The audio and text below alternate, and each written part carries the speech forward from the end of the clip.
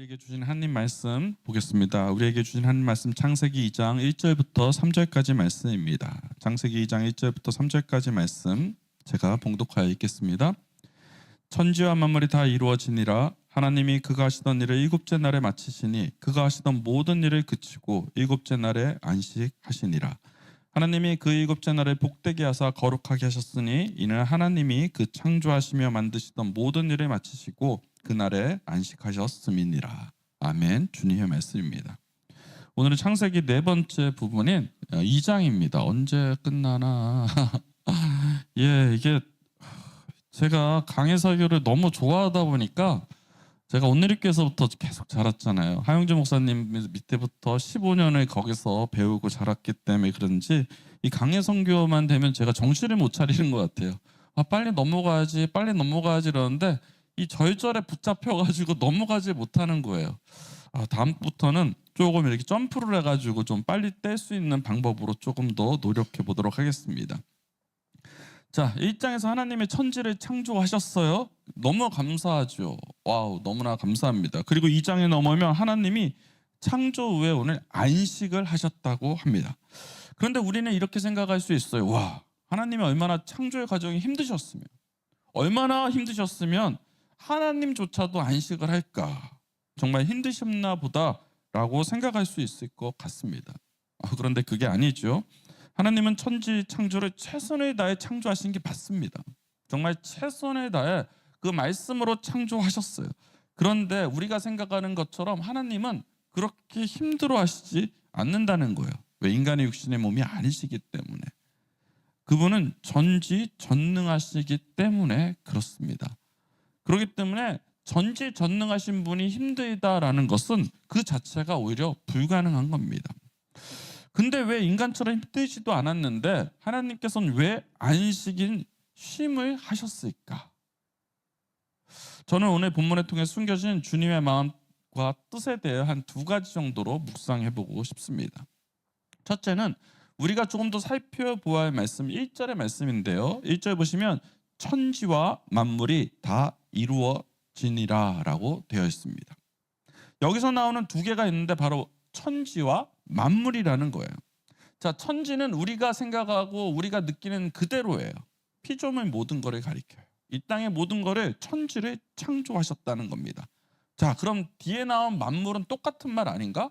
천지와 만물은 같은 말 아닌가? 틀리다는 말이죠. 다른 말이에요. 여기서 나오는 만물은 그 단순하게 피조물을 가리키는 천지와는 전혀 다른 말입니다. 이 만물이라는 단어는 히브리어로 째바함이라는 표현을 사용하고 있어요. 째바함. 이 히브리어 째바함은 무슨 뜻이냐? 이 만물이라는 뜻은 바로 군대, 질서 있는 배열된 것이라는 뜻이 내포되어 있다는 거예요.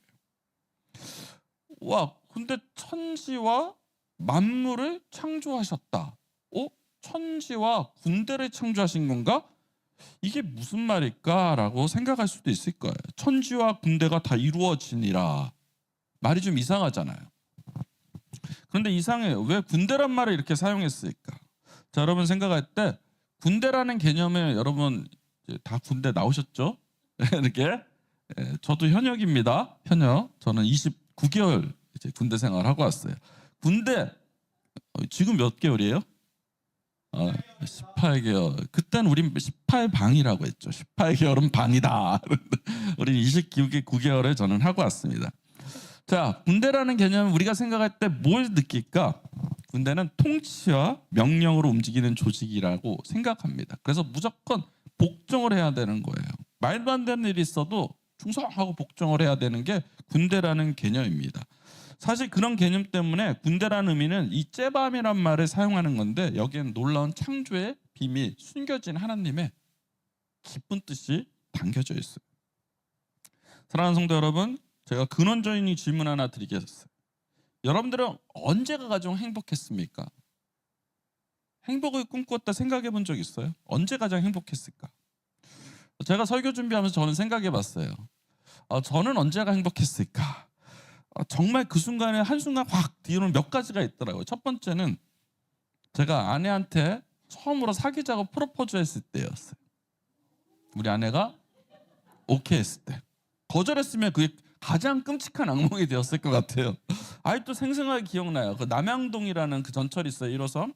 이 남양역에 횡단보도 길 건너에 그 횡단보도 앞에서 제가 우리 아내랑 처음으로 손을 잡아봤고 그리고 이제 나랑 사겨라고 얘기했을 때 우리 아내가 그냥 오케이 했어요. 제가 중학교 때부터 좋아했던 짝사랑했던 여자를 중학교 내내 따라다니던 여자를 고3이 돼서야 프로포즈를 했는데 이 여자가 내 고백을 받아준 거예요. 야, 그때 그 남양동에서 제가 원효로 상가까지 오는 그 길, 그때는 이제 다 걸어 다녔으니까 그 길이 꽃밭이었어요. 막 이렇게 꿈속을 거닌 것처럼 이렇게 부흥부흥 날아다니는 느낌이었어요. 너무나 아름답고 행복한 순간이었어요. 그때 바로 죽어도 여한이 없을 것 같은 그런 행복이 있었어요. 진짜 그때 죽으면 좋겠더라고요. 가장 아름다운 행복한 순간. 또 언제 행복했지? 우리 지은이 태어났을 때예요. 지은이 제가 가족분만실에 들어갔었는데 가족분만실에 있는데 저는 그런 어떤 데이터가 없었어요. 무조건 들어갔더니 갑자기 막 간호사가 진통이 얼마 안 남으니까 막 위에 안에 배에 올라갔더니 막 누르는 거예요. 배를 위에 올라가 타가지고 너무너무 무섭고 이래서는 안 되는 것 같은데 그러다 애가 쭉 나오는 거예요. 나오는데 오오오 막 당황하라 했는데 그 아이를 저한테 의사가 한번 안아보시죠 하고 딱 건네는데 안아볼 경험도 없고 생각도 못하다 그 핏덩어리를 안았을 때 뭐부터 하는지 아세요? 스캔해요. 쫙 손가락 5개, 발가락 5개, 6개, 10개 다 있네. 우와! 막 그게 너무 좋았어요. 막 심장이 벌렁벌렁거리고 뚝뚝 그 첫 떨림의 그 순간이 아직도 저는 마음에 있어요. 그리고 언제? 제가 집 샀을 때도 좋았어요. 내 이름으로 된 명의로 된 그 아파트를 처음으로 샀을 때 제 책에서도 나왔는데 그때 너무 행복했어요. 왜냐면 제 꿈이 아파트를 갖는 게 소원이었는데 그 아파트 물론 은행이 90% 담보죠. 90% 대출로 산 건지만 너무너무 행복했어요. 그런 순간들이 제가 생각해 보니까 하나하나 많이 있더라고요. 근데 죄송한 얘기지만 그렇게 사랑하던 아내와 살면서 저는 안 싸웠을까? 그렇게 좋아하고 꽃게임 같고 지금 죽어도 여한이 없던 아내랑 살면서 힘든 경우들이 너무 많더라고요. 제가 얘기했죠. 호주에서 왜 싸웠는지. 된장찌개 우리 와이프가 또 뭐라고 하겠네. 된장찌개에 그 당근 2개 넣었다고. 아니 된장찌개에 당근 넣으면 안 돼요. 아니 되지. 그래도 당근에 좀 촌촌촌촌 썰어서 먹을 수 있게 하는데 2동강이 내가지고 당근을 넣은 거예요. 그래서 내가 야 이건 너무한 거 아니냐. 음식에 대한 모독이다. 한 건 너무한 거 아니냐. 그러니까 호주에 이민 갔을 때니까 날카로웠던 거예요. 그러니까 그렇게 지적질한다고 막 화를 내는데 그게 너무 화가 나가지고 당근 때문에 이혼할 뻔했어요. 진짜로. 이유는요 별거에서 온 게 아니더라고요. 그런 사소한 거 오더라고요. 그래서 저는 된장찌개 당근 아직도 싫어해요. 뭐 이렇게 보면 당근 넣는 이런 데도 없지만 전 당근과 된장찌개가 이렇게 그 말도 싫어해요. 정말 이혼할 뻔한 정도 너무 상처받을 정도로 싸웠던 기억이 있습니다. 저희 아내는 저랑 성향의 MBTI가 다 달라요. 그러니까 살면서 맞춰가는데 너무 힘들어요. 아직도 저는 우리 아내가 이해가 안 되는 부분이 너무 많아요. 근데 이제 받아들이는 거죠. 그렇게 사랑했던 여자였지만 살면서는 그 흥분이 가라앉더라고요. 물론 저는 아내를 너무 사랑합니다. 아내가 없는 삶은 상상할 수도 없지만 그때처럼 흥분하고 이렇게 하진 않는다는 거죠. 지윤이는요. 제 딸. 지윤이를 만났을 때 그때 너무나 행복했잖아요. 너무나 죽을 만큼 좋았는데 지금 제가 그렇게 좋아할까요? 우리 성인입니다. 살도 이렇게 쪘어요. 달려들면 너무너무 무서워요. 뭐 애가 막 안겨요. 막 뽀뽀도 하고 막 제발 저리 가. 제발 저리 가. 저는 지은이를 저의 어머니, 저의 부모님이 저를 사랑하듯이 저는 사랑하는 거죠. 옛날처럼 그 흥분 속에 살아가진 않습니다. 흥분 1도 없어요. 에이, 나쁜 놈. 하여간에 지금 어디 갔죠? 삼일교회 배신 때리고 삼일교회 수련회 가가지고 여기 안 나타나고 있죠. 예, 아주 저 인생이 태클이에요. 자, 가지고 싶은 것도 아파트 가졌지만 뭐 지금도 저는 아파트에 살고 있죠. 물론 월세지만 제 집에 있는 그거를 소유했다고 저는 그렇게 기뻐하진 않습니다. 여러분들이 그렇게 가지고 싶은 것도 이 땅에 창조된 모든 것들은 우리를 궁극적인 행복으로 인도하지 못한다는 것은 우리는 경험을 통해서 다 알고 있을 겁니다. 그렇다면 사라지는 행복이 아니라 지속되는 그런 행복은 없을까? 이 땅에? 없을까? 지속되는 행복 있어요. 인간은 언제 가장 행복하고 또 그 행복이 유지되도록 하나님이 창조하셨어요. 그 행복이 유지될 수 있는 비결로 알려주셨어요. 그게 바로 오늘 본문이에요. 오늘 본문처럼 째바함 상태, 즉 하나님의 통치와 하나님의 명령체계 안에 있을 때 인간은 어떻다? 가장 행복한 존재가 된다는 거예요. 그래서 천지와 만물이 다 이루어지니라 하면서 세상 모든 피조물들이 이 째바함 상태에 있을 때 그게 창조의 완성이라는 개념이라는 겁니다. 그러잖아요. 천지와 만물이 다 이루어지니라. 천지는 이 땅의 모든 것은 하나님의 복종 안에 있을 때야 가장 행복한 것이 완성이 된다는 거예요. 그게 창조론의 핵심이에요. 인간은 하나님의 식과 방식 안에 있을 때 그 피조물의 가장 가치가 높은 것이고 그때 행복하다는 겁니다. 정말 그래요. 세상 사람들이 보기에 별거 아닌 상황에도 하나님의 통치와 지배 아래 있다면 그 별것 아닌 상황, 오히려 열악한 고통의 순간도 행복의 상황으로 바뀌어진다는 거예요. 우리가 1954년 짐 엘리어 선교사 이야기를 전에 한번 영상을 통해 본 적이 있습니다. 이 짐 엘리어 선교사는 실화지요. 이 네이트 세이트, 피트 플레암, 로저 유드리안, 에드 맥컬리 등 5명의 젊은 선교사들이 당시 복음의 불무지였던 에콰도르의 와다니족에게 복음을 전하러 들어갔습니다. 와다니족은 너무나 흉폭한 종속이었어요. 그래서 이 선교사들이 다 꺼리는 곳이었어요. 이들은 외지인뿐만 아니라 자기들 동족끼리도 맨날 전쟁을 해가지고 동족의 반을 자기들이 죽였어요.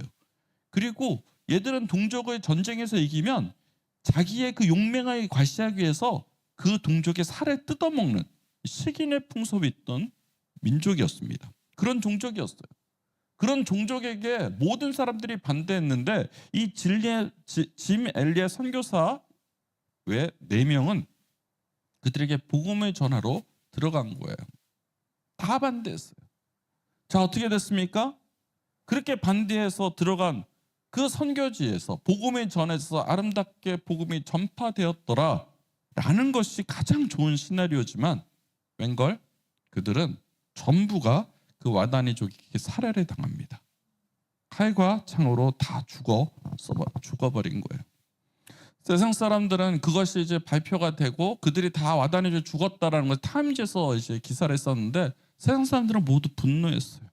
그때 타임즈 기자가 짐 엘리어 선교사 사모한테 인터뷰를 하면서 이런 말을 합니다. 도대체 이게 무슨 낭비입니까? 도대체 왜 거기에 가가지고 그렇게 억울한 죽음을 당합니까? 라고 얘기했을 때 그 짐 엘리엇 선교사의 사모님이 낭비라니요. 무슨 말씀입니까?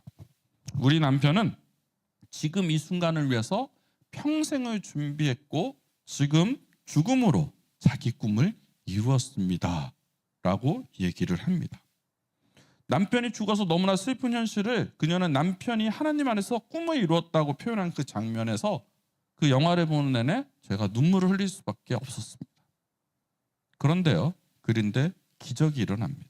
5년 뒤 짐 엘리엇의 아내는 같이 순교한 5명의 그 선교사 부인들과 자신의 자식들을 데리고 남편을 죽인 그 나라 에콰도르 와다니족을 찾아갑니다. 물론 받아두지 않았겠죠? 근데 조금씩 들어가서 결국은 그들을 치료해주고 그들에게 먹을 것을 주고 그들을 교육시키는 그러한 봉사자로 와다니족에게 들어가서 사역을 한 거예요. 어느 날 와다니족 추장이 물어봤어요. 당신은 누구이며 아무도 모르는 우리를 왜 당신이 도와주고 있냐라고 물어봤어요. 그게 궁금했겠죠.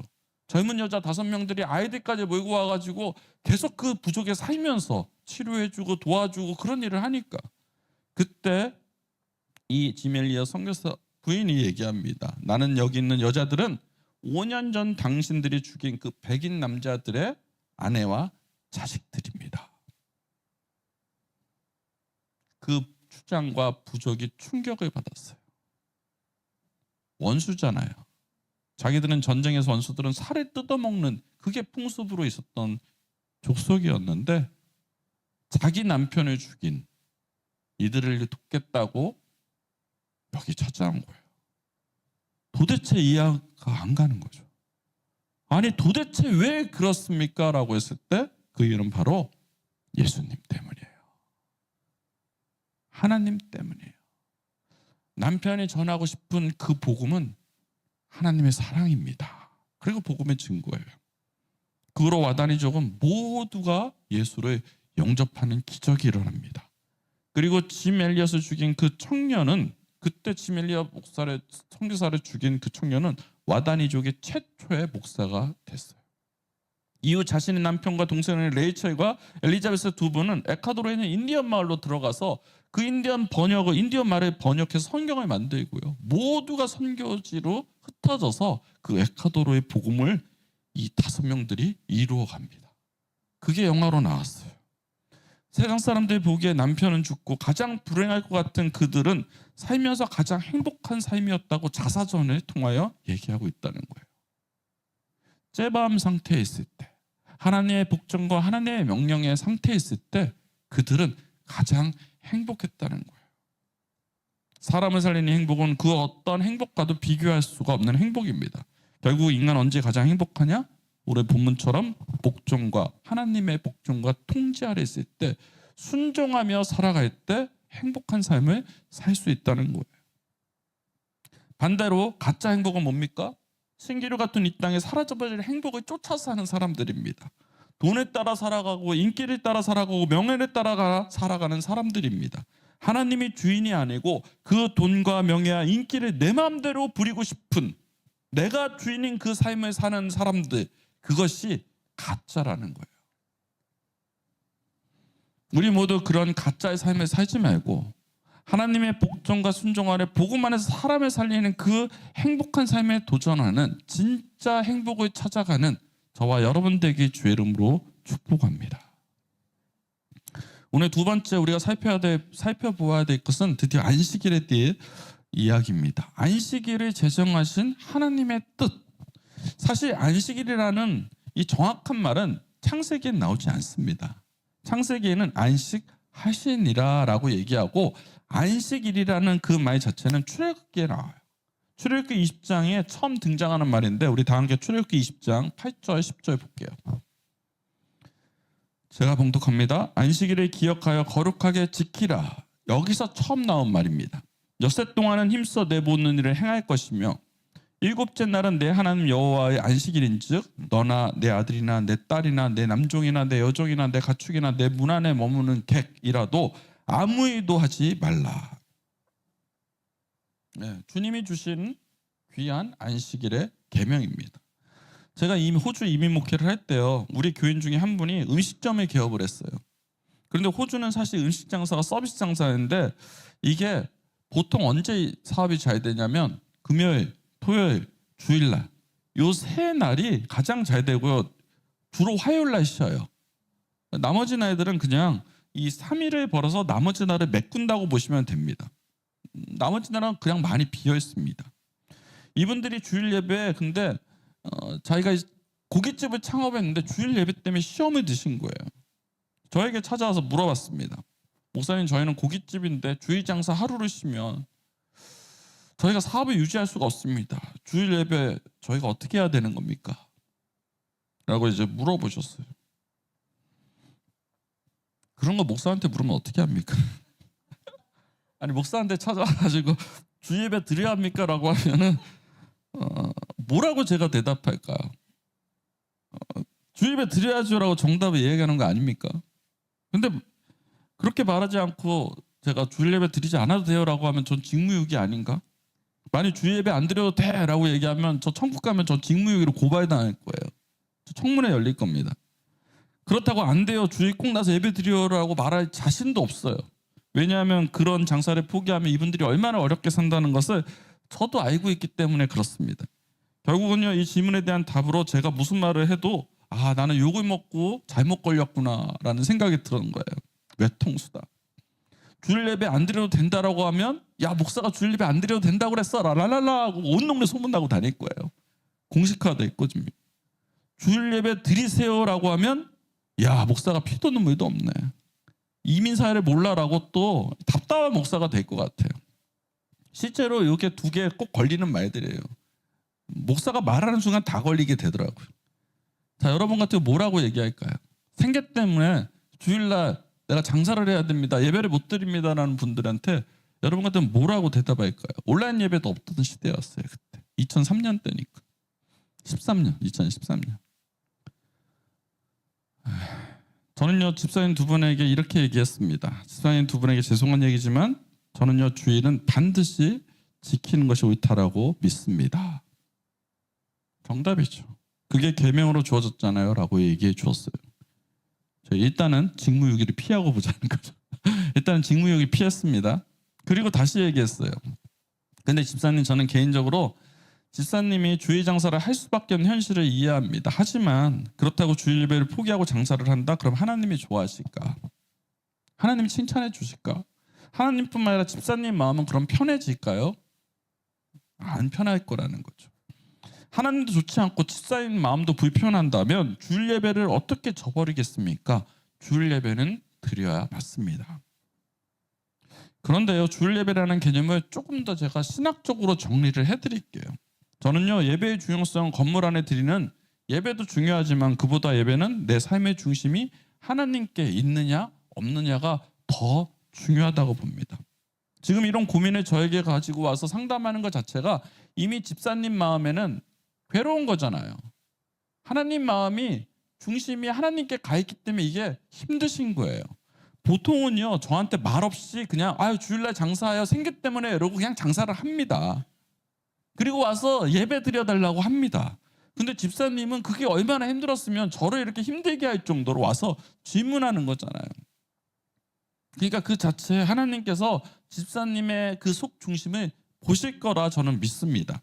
그래서 제가 정말 중요하게 생각하는 것은요, 집사님이 지금 주일날 교회에서 드리는 예배를 어겨도 되느냐 아니냐, 그게 중요한 게 아니라 집사님 스스로가 어떻게 하면 하나님 마음을 놓치지 않고 잘 붙잡고 사업을 할 수 있을까, 그게 더 중요하다고 저는 생각합니다.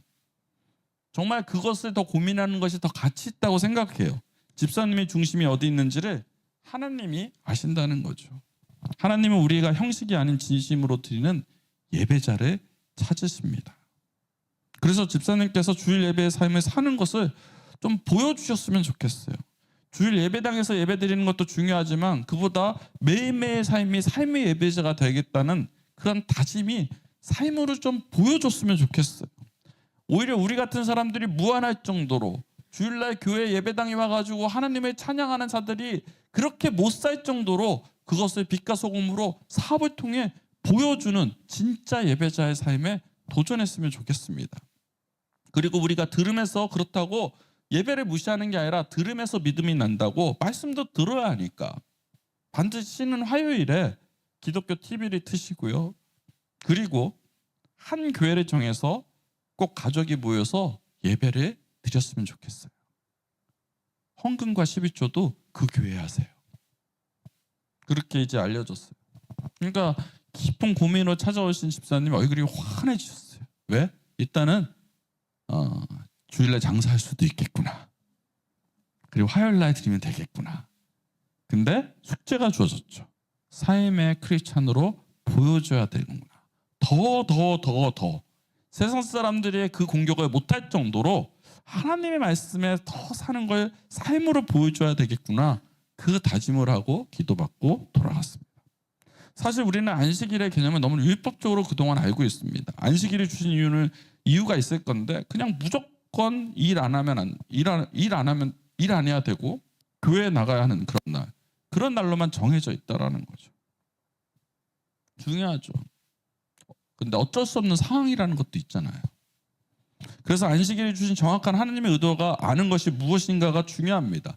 자, 그럼 안식일이 주신 정확한 이유? 교회 가라고? 아니죠. 교회는 여러분 자신이잖아요. 그것 말고 근원적인 것, 바로 내가 하나님의 백성인 것을 선포하는 날로 주어졌다는 거라는 거예요. 이 안식일 주일이 뭐냐? 내가 하나님의 백성이 되었다는 걸 선포하는 거예요. 내가 종이고 하나님이 주인이 된 것을 선포하는 거예요. 예배로, 찬양으로, 말씀으로, 기도로 선포하는 행위가 예배인 겁니다.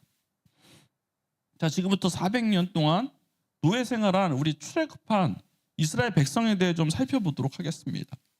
이스라엘 백성들이 몇 년 동안 노예 생활했습니까? 400년. 애굽에서 400년이에요. 400년이면 내 조상이 누군지도 몰라. 우리 조상들이, 저는 김춘추의 그 자손이라고 하더라고. 왕족이에요. 저는 삼척김실에서 이 족보를 사온 줄 알았거든요. 근데 따져보니까 진짜 왕족이더라고요.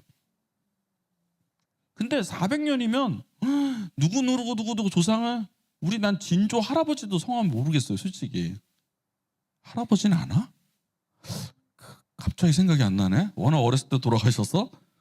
어찌됐건 400년 전에, 그럼 우리나라는 400년 전에 어떤 시대였을까? 여러분, 400년 전에 조선시대예요? 조선시대에 어떤 왕인지 아세요? 400년 전? 제가 어제 찾아보니까 광해군이더라고요. 광해군이 지금 이제 막 난리쳐가지고 인조 반정이 일어났어요.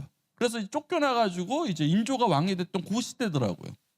중국은 어떤 시대에 명과 청나라 시대, 명이 이제 청나라한테 깨져가지고 청해 왕국이 세워진 그 시대가 이 시대 400년 전이더라고요.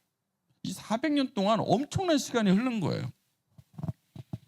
그런데 그 시간 동안 애굽에 이스라엘은 노예로 살았다는 거죠. 그래서는 이스라엘 사람들이 이제 다 하나님을 믿고 다 애굽 사람이 되었다는 것을 의미합니다. 그들의 생각, 그들의 사고, 그들의 판단, 가치, 애굽의 경험과 사고와 지식으로 모든 것이 이제 습득되고 만들어졌다는 거예요. 근데 이제 하나님의 백성들이잖아요. 이들을 출애굽시켰어요. 데리고 나온 겁니다. 그런데 이들은 애굽의 백성이었던 거예요. 몸은 데리고 왔지만 생각은 애굽의 모든 사상에 젖어 있었다는 거예요. 이 배어있는 습관이 있었다는 거예요. 이 습관이 무시무시합니다. 저도 옛날에 수영 배웠다고 했잖아요. 요즘에 안 합니다. 하다가 포기했어요. 물을 하도 먹어가지고 저는 인기가 될 수가 없구나라는 꿈이 인기였는데 인기 형제를 포기해버렸습니다. 내가 진짜 삼각 팬티 입는 게 꿈이었거든요. 근데 그 포기해버렸어요. 야, 도저히 난 안 되겠다. 왜 안 되냐면 저한테 진짜 나쁜 습관이 있는 거예요. 수영할 때 이렇게 옛날에 했던 바닷가에서 수영했던 그 나쁜 습관이 계속적으로 몸에서 배어 있으니까 이 교수님이 하시는 그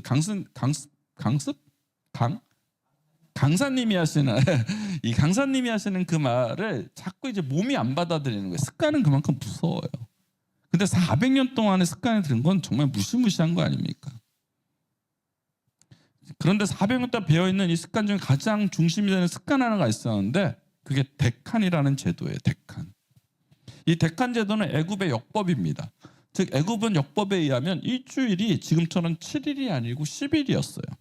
360일 10일 단위로 나눠가지고 쪼개놔가지고 10일 단위로 모든 것을 진행했고요. 360일 플러스 5일은 국경일을 정해서 365일을 10일 단위로 맞춰서 움직였어요. 이 천문학적인 거 그때를 맞춰서 농사를 짓고 그때 이제 뭐 밭을 갈고 하는 것이 10일 단위에 끊어서 맞춘 거예요. 그래서 애굽인들은 이 10일 단위의 삶을 살았기 때문에 9일간 일하고 10일째 되는 날에 쉬는 날을 정해서 쉬었다는 겁니다. 그러니까 그들에게 일요일은 7일이 아니고 며칠? 10일이었던 거예요. 그걸 데칸 제도라고 합니다. 근대 사회에서도 프랑스가 잠시 이 제도를 시행한 적이 있었어요. 이 데칸 제도를 시행했어요. 그때 만드는 이 법이 데칸이라는 거예요. 원래는 히브리어로 데카에서 나온 말인데 이 데칸은 프랑스어입니다. 근데 잠시 하다가 이제 안 되겠다 싶어 이제 없앤 거죠. 여튼 하나님은 이스라엘 백성을 자신의 백성으로 부르시며 10가지 계명을 주셨는데 그중 하나가 안식일이었다는 것은 그 계명이 너무 컸다는 거죠. 그 말은 뭐냐? 너희들이 애굽의 습관, 애굽의 법으로 살았던 이 데칸 제도를 철회하고 이제는 나의 역법에 맞는 나의 백성의 삶으로 살아가라는 의미인 거예요. 즉 6일 일하고 7일째 쉬어라는 이 안식일을 거룩하게 하라는 것은 이제 나는 애굽의 세상의 법을 따르지 않고 주님의 법으로 살겠다라는 이 선언이라는 거예요. 그래서 현재 드리는 주일 예배는 우리가 무엇이냐? 그냥 여기서 찬양하고 우리가 그냥 예배드리고 그냥 단순한 이게 아니라 그것도 예배죠. 근데 정작 중요한 것은 내가 세상의 식과 방식으로 안 살고 하나님의 식과 방식으로 살겠다는 다짐이 이곳에서 일어나야 된다는 거예요. 매주일 하나님께 하나님 내가 하나님의 종입니다. 주님의 식과 방식으로 살겠습니다. 하나님 나를 사용해 주십시오. 하나님의 말씀에 순종하겠습니다라는 그런 선언들이 일어나야 되는 곳이 우리가 드리는 주일 예배라는 거예요. 그렇기 때문에 예배당에서 우리가 드려지는 예배도 중요하지만 내 삶 속에서 이 선언들이 계속 이루어지는 매일 그 삶이 진짜 중요한 거예요. 그래서 세상 속의 그리스도인이 진짜 중요한 거예요. 주일날 와가지고 목사가 되고 장로가 되고 그다음 집사님이 되고 해가지고 여기서 거드름 떨고 막 이런 게 중요한 게 아니라 세상 속에서 야, 저 사람 때문에 교회 갔네? 야, 저 사람 같은 사람만 있으면 난 교회 다닐 수 있어. 이거를 보여주는 것. 이게 중요한 겁니다. 그래서 요즘 두 가지 유형을 잘 봐야 돼요. 첫 번째 유형은 주일 예배 자리에 있는데 내 몸은 교회에 있는데 마음은 세상에 있는 사람들이에요. 주일 예배는 그냥 드려야 구원받지 하고 앉아있는데 정작 삶에는 전혀 기독교적인 삶이 보여지지 않는 거예요. 교회에서는 사랑으로 얘기하는데 세상에 나가면 갑이 되고 돈이 주인이 되는 그 중심으로 사는 사람들의 유형입니다. 또 다른 두 번째 유형은 주일날 생계로 의해서 어쩔 수 없이 주일을 벗어날 수밖에 없는 안타까운 현실에 애통해하면서 이분들의 몸은 주일에 교회라는 장소에는 없지만 그래도 마음은 하나님께 있어요.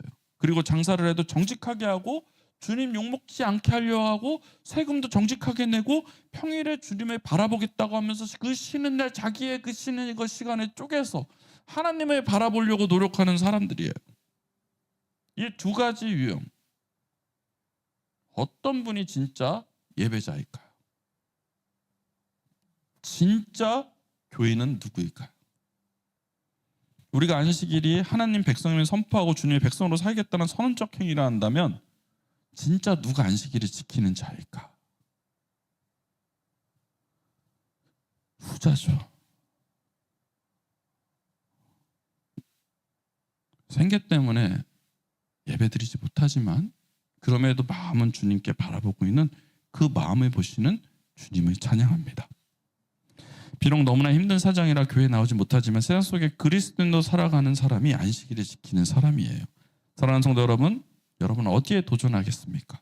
주일에 그리스도인이 되는 것을 넘어서 세상 속에 그리스도인이 되어서 세상 속에서 거룩함을 지켜나가는 하나님 백성으로 사는 저와 여러분 되기 주의 이름으로 축복합니다.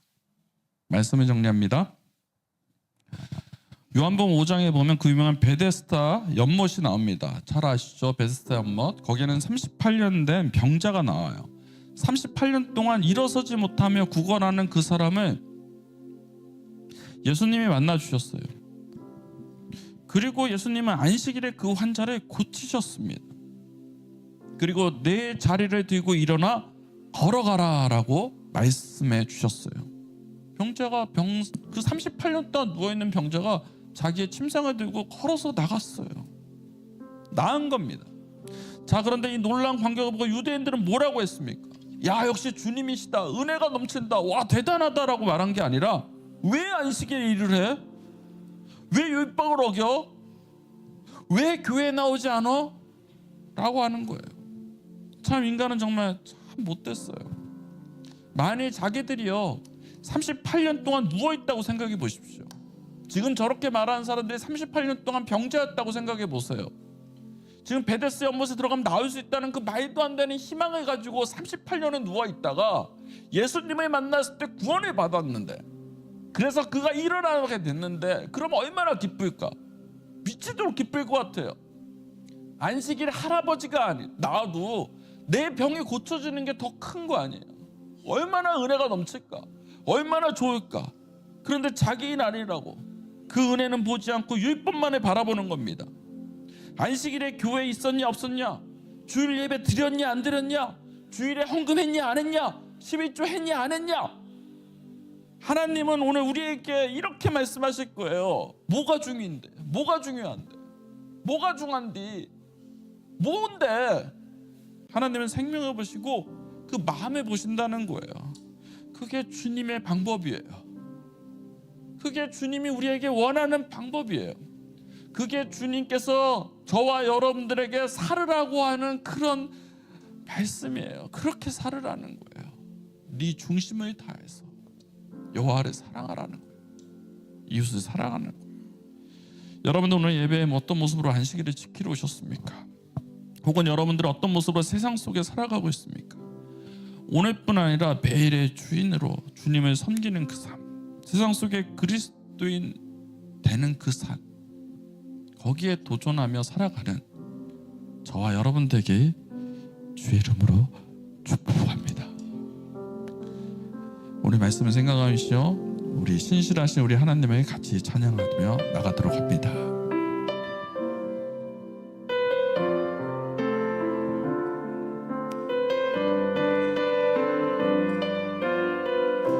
하나님 한 번도 나를 실망시킨 적 없으시고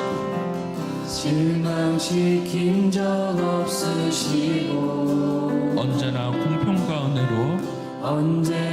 공평과 은혜로 나를 지키셨네. 다시 한번 찬양합니다. 하나님 한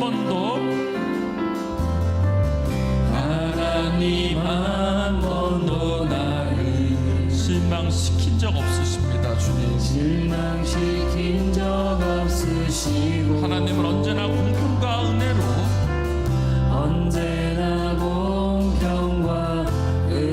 여러분을 지키셨습니다.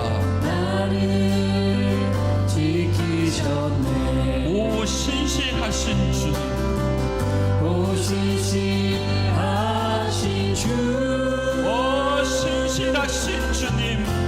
신실하신 주님, 내 너를 떠나지도 않으리라. 내 너를 버리지도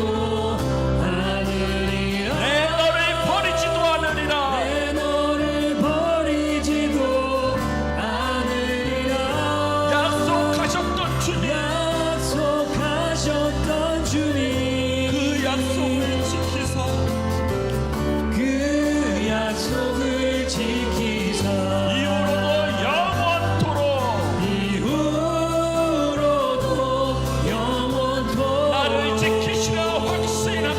나를 지키시라 확신하네. 지나온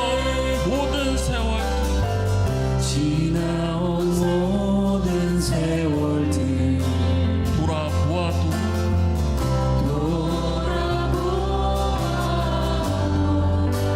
그 어느 것 하나 주의 손길 안 미친 것 전혀 없습니다. 주여 맞습니다. 좋습니다. 오 신실하신 주님을 찬양합시다. 오 신실하신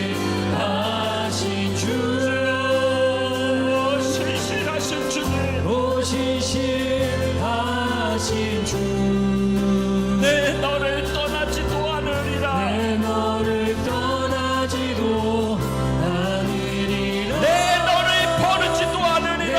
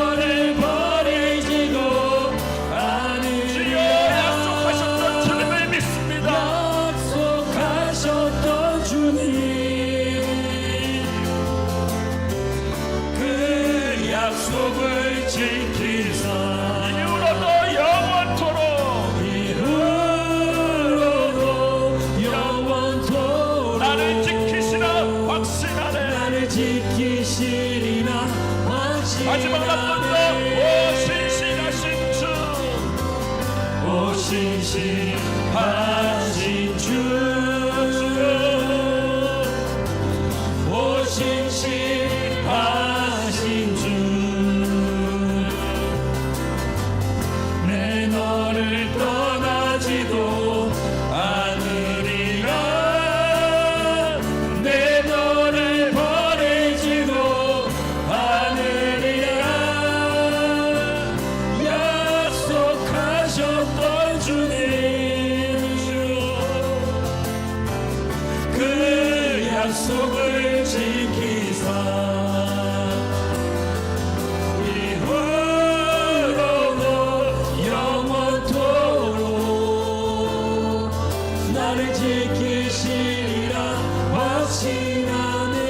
우리 다 함께 두 눈 감고 기도합시다. 주님, 오늘 내 삶을 찾아와 주시옵소서. 세상의 기준이 내 안에 습관처럼 배어있는 모든 것들을 내려놓고 주님의 주인 삼아 살겠다는 선언이 우리 안에 일어나게 하여 주시옵소서. 주일만 안식일이 아니라 내 삶의 전부가 안식일을 선포하는 삶을 살아가게 해달라고 우리 다 함께 주님께 통성으로 기도하며 나가도록 합니다. 하나님 아버지, 오늘 이 시간 우리 가운데 임하여 주시옵소서. 하나님, 세상의 기준이 내 안에 습관처럼 배어있습니다. 하나님, 이 습관처럼 배어있는 악한 기운들 모든 걸 떨쳐버리고 주님을 주인 삼는 그 삶을 도전하며 나갈 수 있도록 하여 주시옵소서. 하나님, 모든 것들을 내놓고 주님을 주인 삼며 살겠다는 그 선언이 우리 안에 일어나게 하여 주시옵소서. 하나님, 주인만 안식이 아닙니다. 내 삶의 전부 안식을 선포하는 그 삶을 도전하며 살아갈 수 있도록 주여 임하여 주시옵소서. 하나님, 우리가 정말로 하나님 앞에 나가지 못한 여러 가지 습관들이 있습니다. 하나님, 예배의 습관이 있고 도전에 대한 습관이 있고 하나님, 삶에 대한 하나님 욕심에 대한 습관들이 있습니다. 하나님, 그 악한 습관들 모두 내려놓게 하여 주시옵소서. 신실하신 하나님, 나를 신실하여 나를 지키소서 안에서만 하나님 나갈 수 있는 하나님 바로 하여 주시옵소서. 하나님, 우리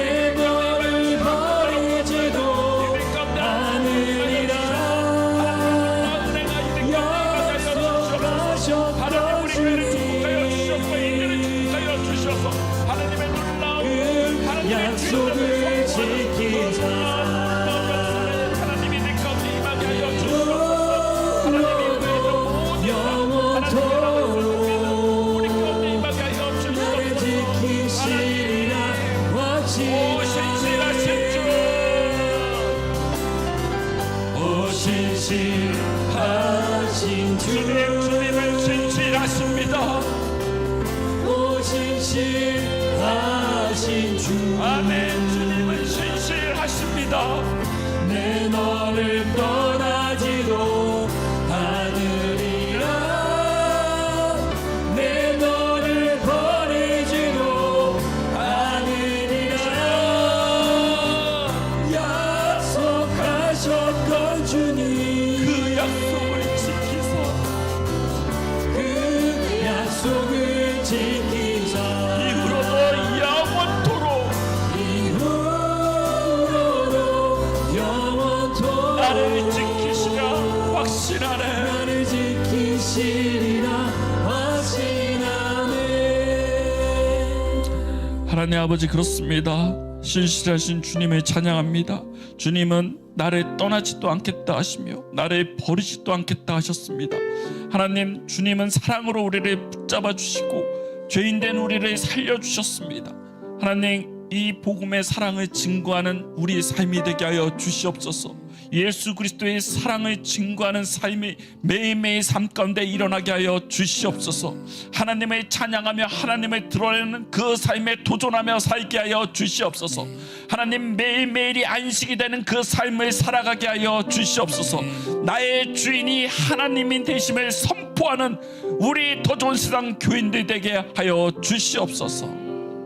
하나님, 우리 안에 하나님 아버지, 마음에 상처가 있고 힘든 사람 있다면 찾아가 주시고 그를 위로해 주시며 아픈 형제 자매가 있다면 그 육신을 치유하여 주시옵소서. 주님, 신실하신 주님을 찬양합니다. 지금은 우리 주 예수 그리스도의 은혜와 하나님의 극진하신 사랑과 성령님의 감화 감동하신 은혜가 하나님의 말씀에 따라 살겠다고 다짐하고 선언하고 돌아가는 여기 있는 모든 성도들 머리 가운데, 이 나라 민족 가운데 함께 얻기를 간절히 축원하옵나이다.